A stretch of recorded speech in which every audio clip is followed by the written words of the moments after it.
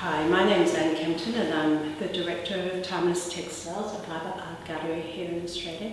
And it's my great pleasure to have Jo Hamilton here at Timeless Textiles. What an honour it is, Jo. Thank you. It's an honour to be here. All these beautiful portraits that are gracing the walls. Your grandmother, I think, started your crocheting, didn't she? Yeah, my gran taught me to crochet when I was about 6, and I also learned around that same time how to knit. And I grew up in a household of, my mum and my gran just constantly making things, whenever they had a spare minute. My mum worked full time, but if the TV was on, she was usually knitting, so that was kind of my childhood. A lot of making. It was the 70s and lots of homemade clothes, and so that was kind of my introduction to crochet and yarn, and basically why I love the medium so much. So you went to art school, didn't you, in Glasgow? Yes, I went to art school at the Glasgow School of Art in the late 80s when I was quite young, just about 17. And we kind of had one foundation year and then we were supposed to specialise, so it was quite difficult at the age of 18 to sort of be forced to supposedly know what kind of artist you wanted to be and what your medium was. And I chose painting mostly because, all my favourite artists were painters, and also I was interested in representation and colour and meaning. And I wasn't a designer, and the only sort of textiles were in the design department. I definitely couldn't design my way out of a paper bag, but during the course of 3 years in the painting department, I kind of realised that oil painting really wasn't for me, and if you weren't oil painting, then they weren't really interested. So jump forward a few years. After college, I moved to the States, to Portland, Oregon, and after a break, I started making art again, and just would have little coffee shop and shows and bars and restaurants. And then I saw an exhibition kind of in the mid-2000s at our local craft gallery, and it was all art made using craft techniques. There actually wasn't any yarn at all in the show, and there was maybe a tapestry piece, but it was mostly sewing, embroidery, tapestry. And I thought, maybe I'll try and crochet a painting. And I pretty much went home that day and started like the piece that ended up being like kind of 5 by 10 foot cityscape of Portland. And then around the same time I began doing portraits, originally of people that I worked with in a restaurant in Portland. So that's over 12 years ago now, so I haven't painted since. And you mentioned some of the painters who inspired you. Who were they? My favourite painters as a student were, I really loved Matisse. I still love Matisse. Alice Neal, obviously, you can see from the portraiture, I love Alice Neal's work. I got really fascinated with the mummy portraits. I don't know if you've ever seen those. They're portraits on wood that were put in front of people's faces when they were being buried.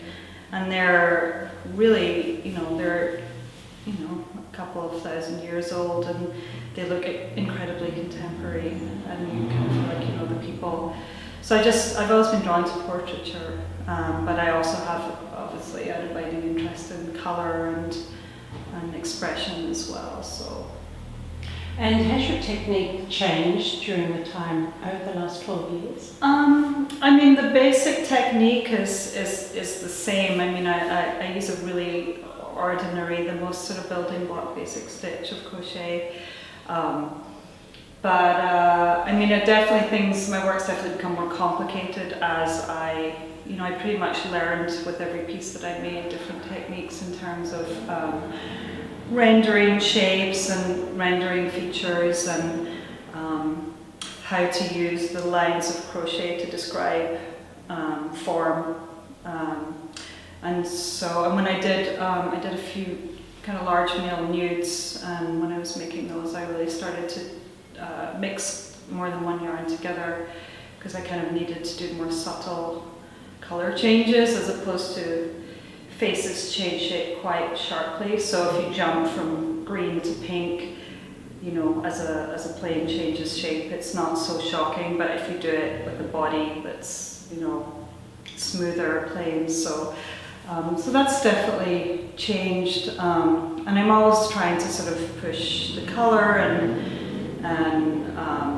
push myself to do more difficult things all the time. I would say the nudes are probably the hardest thing that I've done. They were 3D form? No, they're two-dimensional, but they are, I think one of them I did an upright one, a vertical one, and I think it's over 9 feet tall. So you know, if it's on the wall, I pretty much come to about halfway up. So just working with that kind of scale and trying to get the proportions right, it was a challenge. With portraits specifically, I always start with the eyes, which is partly because eyes are the focal point, I think, of any face, but also because structurally it's what works. With crochet, it's much easier to increase and move outwards than it is to decrease and move inwards. And so I've just always done it where I started with the eyes and then worked around.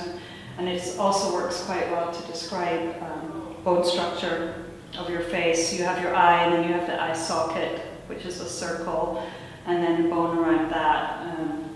And so typically that's, you know, how you can see all these lines are following the contours of the face. And then these rows are going in different directions. So the basic technique is the same, but then every single portrait has a completely different palette and feeling and expression. So typically when I finish one portrait, I put all of my yarn away and clean up my workstation, which is a futon, and then start again from scratch with a new piece, because I just pull the yarn from my shelves as I'm using it. And so by the time I'm finished, I usually have a pile of colour that refers to that person's palette. So. And do you find someone of interest to you, either that you know or someone in the street, and something about their face? It's not as random as finding people like that I pass, but I mean, oftentimes it's people I know. My first portrait series were all people that worked at the restaurant, and so I just took snapshots of them, and so it was, you know, servers, chefs, cooks, dishwashers. Took the snapshot, and that was what I worked from. So I ended up with some pretty funny expressions, and so yeah, sometimes it's people that I know. I do quite a lot of self-portraits, mostly because I can mess with my own face more than I can with somebody else's. So if I want to do anything that's slightly experimental, it's much easier to do it on my own face than on somebody else's, because I don't really care what it looks like. But yeah, it's often people I'm hanging out with. Like these two portraits here are both of my neighbour, who is 88, and I've been spending time with her this year. And she had given me a box of her sort of high school memorabilia, and then it was a photo of her graduating from high school in 1948 when she was 18. So this is her 70 years apart, which I think was really interesting, and kind of helped me come up with the name of the exhibition, because of just basically trying to span the time, enjoying these two different spans of time with these different portraits. And some of the portraits were mugshots of people either heading into jail or police station. There's kind of a horrible cultural thing that happens in America where people's mugshots get published in this paper, and so is it a bit like a blame and shame? Yeah, and there's something really gross about it, and it just seemed like, you know, me with my interest in portraiture, I was also interested in seeing what would happen if I did portraits of these people in a sort of a fine art context and try and sort of de-institutionalize them a little. And you know, I've heard interesting things from people. For instance, there's a portrait of a black woman, and her. I never identify anyone by name. I never use names. I just title them by what they were arrested for. Which, of course, we don't know whether they did it or whether they were convicted. But this is the charge. And so a friend of mine saw it and said, "Oh, what a beautiful woman." And then she said she looked at the title and kind of got a shiver, because it's an incongruous to see these, like, you know, pretty striking portraits of people. And also traditionally portraiture was for the rich, you know, let's get my portrait painted of myself in front of my land or with my family or on my horse or, you know, whatever it is. So I think it's unexpected for people to see people who have had a criminal interaction on a gallery wall. So I kind of enjoy that mix of emotions that it creates in people. And it's also just to try and take it away from the sort of humour or shaming thing. Like, these people are people and they deserve to be in a portrait as much as anyone else. So your beautiful portraits are hanging all over the world. You've been collected, haven't you? A little. I'm starting to get collected in a few different countries. I had a portrait go to Italy earlier this year with the collector, which was very exciting. And I have work up in Beijing at the moment in a FibreArt biennial, the 10th Chinese biennial.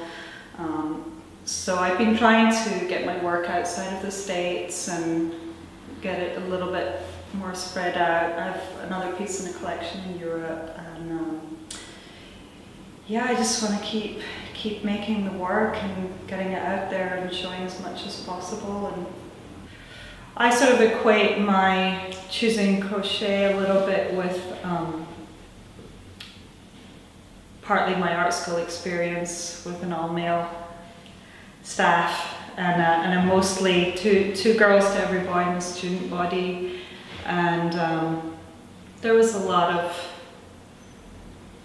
lecturing and a bit of misogyny, and then also the history of sort of Western fine art is very male dominated, and so I think I was particularly excited to start working this way because, one, I could show that I could paint if I wanted to, but I chose not to paint, just to crochet.